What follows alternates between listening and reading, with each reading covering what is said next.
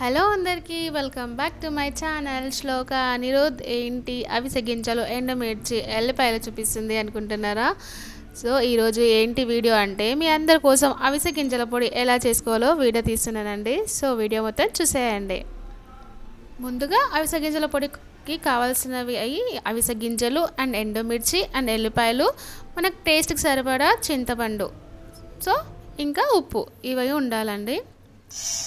Stove on చేసి బాండె పెట్టుకొని అవిసె గింజలు అందులో వేసుకొని బాగా ఫ్రై చేసుకోవాలి.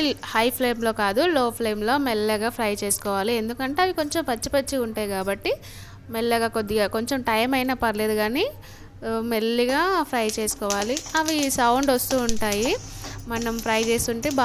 బాగా వేగినవి అయితే చిటపట చిటపట చిటపట సౌండ్ వస్తుంది, అప్పుడు అవి వేగినట్టు అర్థము.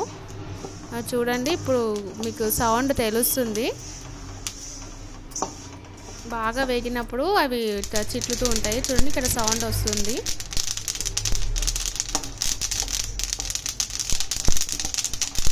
ఇలా సౌండ్ వచ్చిందంటే అవి బాగా వేగాయని అర్థము, అంటే మంచిగా కుక్ అయినట్టు. ఇవి స్టవ్ ఆఫ్ చేసి కొద్దిసేపు చల్లారనివ్వాలి. ఇవి బాగా వేగాయని ఎలా తెలుస్తుందంటే, మనము చల్లారాక ఇట్లా పైకి తీసేస్తుంటే గలగల సౌండ్ వస్తుంది. అప్పుడు బాగా కుక్ అయినట్టు, మంచిగా వేగినట్టు, చాలా క్రిస్పీగా ఉంటుంది తినేటప్పుడు కూడా. సో ఇవి మొత్తం వేయించుకున్నాం కదా, తర్వాత మనం అదే బాండీలో ఎండుమిర్చి కూడా వేయించుకోవాలి. మనం కారంకి ఎంత సరిపోతుందో అంత ఎండుమిర్చి తీసుకోవాలి. అంటే అవిసె గింజలకి ఎంత ఎండుమిర్చి సరిపోతుందో అంత ఎండుమిర్చి తీసుకొని వాటిని కూడా లో ఫ్లేమ్లో మంచిగా వేయించుకోవాలి. ఎండుమిర్చి కొంచెం ఎక్కువ మాడిన కూడా కొంచెం ఫ్లేవర్ చేంజ్ అవుతుంది. సో ఎక్కువ మాడనివ్వకుండా లో ఫ్లేమ్లో పెట్టుకొని మంచిగా మొత్తం ఫ్రై చేసుకోవాలి. ఇది మొత్తం బాగా వేగిన తర్వాత మనము పొడి ఎలా చేసుకోవాలో చూద్దాము. నేను చెప్పాను కదా, మనము టేస్ట్కి సరిపడా ఈ అవిసె గింజలకు ఎంత సరిపోతుందో దానికి సరిపడా చింతపండు కూడా తీసుకోవాలి. ఎక్కువ తీసుకుంటే కొంచెం పుల్లగా అవుతుంది. సో మన ఎండుమిర్చికి అండ్ అవిసె గింజలకు సరిపడా చింతపండు తీసుకోవాలి. ఇప్పుడైతే మిక్సీలో ఎండుమిర్చి చల్లారాక ఎండుమిర్చి వేసుకొని తర్వాత కొంచెం మనం తీసుకున్నది ఏదైతే చింతపండు ఉందో అది వేసుకొని, ఎల్లుల్లి రెబ్బలు వేసుకొని, సరిపడా ఉప్పు వేసుకొని మనం అది కొంచెం బరకగా అయ్యేంత వరకు మిక్సీ పట్టుకోవాలి. ఎక్కువ మెత్తగా కాకుండా కొంచెం బరకగా మిక్సీ పట్టుకోవాలి.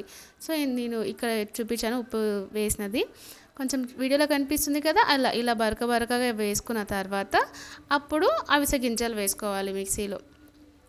సో నేను ఇక్కడ వేసుకుంటున్నా అవిసె గింజలు వేసుకున్నాక మిక్సీ పట్టామంటే మెత్తగా అవుతుంది పొడి. చూడండి, ఇలా అవుతుంది, మెత్తగా అవుతుంది. అప్పుడు మనకు ఉప్పు సరిపోయిందా లేదా చెక్ చేసుకొని మరి కొద్దిగా వేసుకుంటే సరిపోతుంది. ఈ అవిసె గింజల పొడి అయితే హెల్త్కి చాలా మంచిదండి. హెయిర్ గ్రోత్కి కానీ స్కిన్కి కానీ చాలా మంచిది. మనం రెగ్యులర్గా కర్రీలలో కూడా వేసుకోవచ్చు, లేదంటే ఇడ్లీలు టిఫిన్లు చేసుకున్నప్పుడు దోశల పైన కానీ మసాలాలుగా ఇడ్లీల పక్కల కానీ వేసుకొని తినొచ్చు. అయితే చాలా అంటే చాలా మంచిది హెల్త్కి అయితే. సో హెయిర్ గ్రోత్ కూడా చాలా బాగుంటుంది. వీడియో నచ్చితే లైక్ చేయండి అండ్ నా ఛానల్ని సబ్స్క్రైబ్ చేసుకోవడం మాత్రం మర్చిపోకండి.